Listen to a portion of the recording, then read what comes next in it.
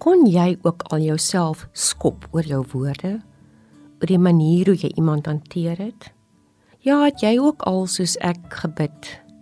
Ag Here, ek het nou alweer droog gemaak. Ek het wakker geword met die beste intensies om op hierdie dag vriendelik en bedagsaam teenoor alle mense te wees.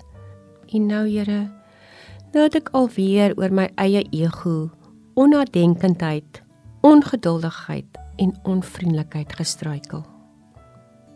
'n Mens kan in een oomblik so droog maak, dat dit jou ure, dae, jare neem om weer 'n verhouding te herstel, vertroue te bou of 'n band van liefde te smee. David Kaufman se liedjie Speak into the Moments of My Heart, wat ek vry vertaal, het my al so baie keer gehelp. Bid saam met my die woorde uit die liedjie. Liefde daag op wanneer sagte woorde val. Vriendelikheid is die deurgang na die hart. Die manier ons praat, kan ons liefde onbreekbaar laat. Maar die manier ons praat, kan ook die liefde beveel om te verlaat. So wanneer harde woorde hulself in my hart, my huis, my kop tuis maak, wanneer ek klippe gooi in plaas van arms om ander gooi, sal ek God in my hart nooi en vra.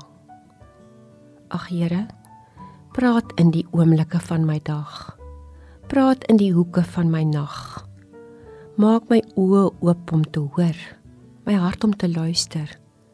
Ja Here, praat asseblief in die oomblikke van my dag. Sommige sê ons harde woorde gaan alles oor ons woede, ander sê dis oor beheer. En ek, Here, ek is skuldig aan al twee.